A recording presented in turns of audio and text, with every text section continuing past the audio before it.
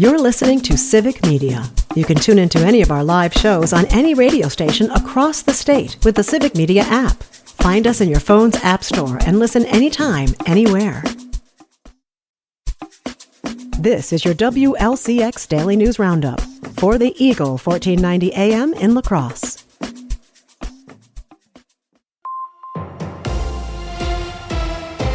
For 1490 WLCX, I'm Jimmy Kuska. A second candidate has filed to run for Wisconsin's 3rd Congressional District. Eau Claire City Council President Emily Berge filed paperwork with the Federal Election Commission on Friday. Berge, a Democrat, has been on Eau Claire's City Council since 2018. She joins Rebecca Cook, also a Democrat, as the candidates who have filed so far. Republican Derek Van Orden, who defeated Cook in last fall's election and is in his second term in Congress, has not formally announced whether he will seek re-election. Berge officially announced her campaign Tuesday, saying that her campaign is about bringing people together to solve real problems. The Wisconsin Department of Natural Resources says the state will have elevated fire danger through Wednesday. Parts of western Wisconsin are listed under very high fire danger, according to the DNR. Dry weather and high winds are leading to increased fire risks across the state. Last weekend, DNR officials said that there were 63 wildfires which burned 135 acres. In the 24 counties that the DNR has the authority to do so, burning permits continue to be suspended due to the high fire risks across the state. The field for Democratic Party of Wisconsin chair grew by one as candidates emerged to replace Ben Wickler, who announced last week that he is not seeking re-election. William Garcia, who is the current Democratic Party chair for La Crosse County and the 3rd Congressional District in Wisconsin, announced his bid for the top spot on Monday. Garcia joins a field that includes former Democratic Party of Wisconsin Executive Director Devin Remiker. The new party chair will be elected at the WisDems convention in June. Republicans in Wisconsin's 3rd Congressional District have chosen their new party leaders. Hannah Testen, the former vice chair, will now become the chair of 3rd Congressional District Republicans. Ryan Hipsch, who has run for assembly in the last 2 elections, was elected as vice chair. Former chair Bill Feehan was selected as the first vice chair of the state's Republican Party. Across the aisle, Democratic 3rd Congressional District Chair William Garcia announced that he is running for the party's statewide chair. The new superintendent for the La Crosse and Hoka School District is announced. Walter Genevico, who is currently the principal at La Crosse Logan High School, is being tabbed as the new district leader. Genevico was one of 2 finalists interviewed for the position. North Crawford Superintendent Brandon Munson was the other finalist. The La Crosse and Hoka School Board will now negotiate a district administrator contract with Genevico. Genevico was named Logan High School principal back in 2018.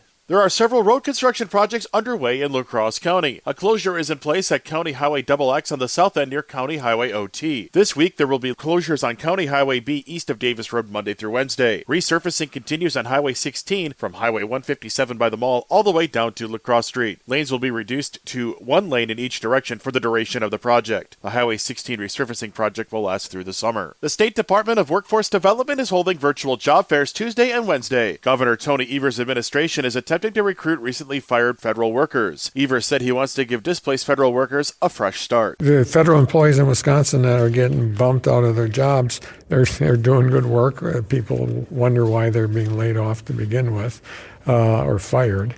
And so we know they're good workers, and we always have vacancies in state government. We want to make sure that they have a good landing place. You can find more information on the DWD website. Gas prices are still over $3 per gallon, but fell last week in Wisconsin. With more, here's Civic Media's Melissa Kay. Gas prices fell 13 cents per gallon over the last week for an average of $3.01 today. This is 13.5 cents higher than a month ago, but over 35 cents lower than this time last year. Officials at Gas Buddy say they expect gas prices to continue to trend lower. However, any abrupt change in the current tariff situation could bring a decline to the halt. Gasoline supplies will begin to rise. This means we could have already seen the peak of high prices at the pump for 2025. Prices here in La Crosse stayed well above the statewide average for most of the week, but dropped off from a high of $3.24 per gallon to just above $3 as of yesterday. The debate over which flags can fly at the state capitol and state government buildings continues. With more, here's Civic Media's Joanne Krulotz. State lawmakers debate what flags should be allowed to fly over the Wisconsin Capitol. Fond du Lac Republican Representative Jerry O'Connor authors a bill that would allow only flags of the U.S. and Wisconsin,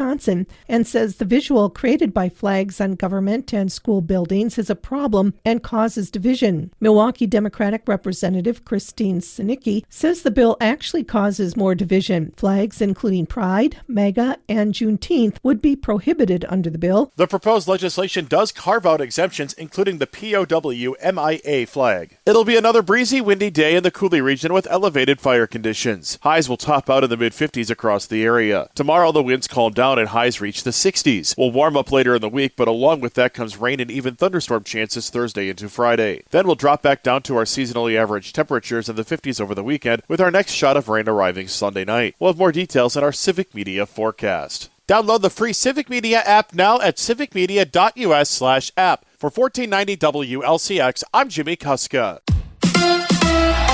A bad night for the Brew Crew. Hi, I'm Mike Clemens with sports. The Brewers' first night back at home, and they lose to the Tigers 9-1. Detroit was up 9-0 by the fifth inning. Pat Murphy says the Crew didn't lose like this last year. Yeah, this is the fourth time we've been blown out in 17 games.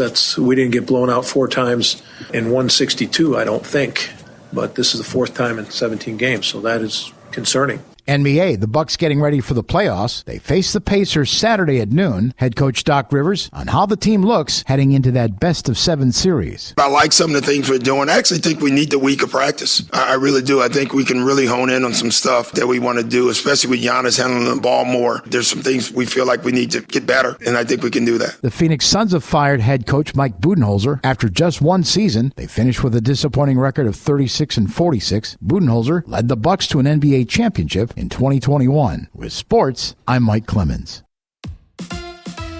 On your entertainment beat, I'm Pete Schwaba. Not sure if he slept in a tent or mud wrestled, but political rock star Bernie Sanders did make an appearance at Coachella over the weekend. The senator from Vermont took the stage to a huge response from the crowd before introducing Clairo and complimenting her on her activism. Sanders then performed an 18-minute guitar solo before smashing the instrument and kicking over the drums before exiting the stage and telling the crowd to off. Amy Lou Wood is lashing out at Saturday Night Live for going too far by making fun of her teeth. The White Lotus actress was no stranger to attention she received regarding her choppers, but said she was disappointed and called the teasing unfunny and mean. SNL cast member Sarah Sherman wore even bigger, exaggerated teeth. The sketch is available on YouTube if you want to judge for yourself. Despite the risk of getting vomited on or having a soda thrown at them, audiences still continue to flood theaters to see the Minecraft movie. It was tops at the box office for the second week in a row. According to Variety, the film showed an impressive hold in its second week, with the crowd size diminishing by only 50% in its impressive second week. The film is now at $281 million domestically and $550 million globally. Minecraft was the only movie that was not a new release in the top 5. Coming in at second place was the religious film King of Kings, which brought in almost $20 million just a week before Easter. 20th Century Fox's The Amateur came in third place with $15 million. A24's Warfare came in fourth place with a take of about $8.5 million. The film received rave reviews from critics and is beyond intense. And the thriller Drop came in fifth place with $7.5 million at the gate. In case you're scoring at home, the movie with the worst critic score was in first place, and 4 critics' darlings rounded out the top 5. Actor Mickey Rourke has been asked to leave the show Celebrity Big Brother due to behavior resembling that of Mickey Rourke. That entails using offensive language and mistreatment of others. First, Rourke used threatening and aggressive language toward a fellow housemate, and that was after he had already been warned for inappropriate homophobic comments to fellow contestant JoJo Siwa. And he always seems so well-adjusted. When Roger Ebert really liked a film, he would say 2 big thumbs up. And that makes sense on 2 fronts. My latest Pete pick is Warfare, a film about a platoon of Navy SEALs on a surveillance mission in Iraq that goes horribly wrong. It has a group of young actors who portray soldiers dealing with real-life war trauma. The film is written and directed by Iraq veteran Ray Mendoza. It's hard to watch at times, but the excellent direction makes Warfare the best war film I've ever seen. My thumbs aren't as big as Roger Ebert's, so I will say 2 medium thumbs up. For more showbiz fun, tune into Nightlight with me, Pete Schwaba, weeknights from 6 to 8 p.m. on the Civic Media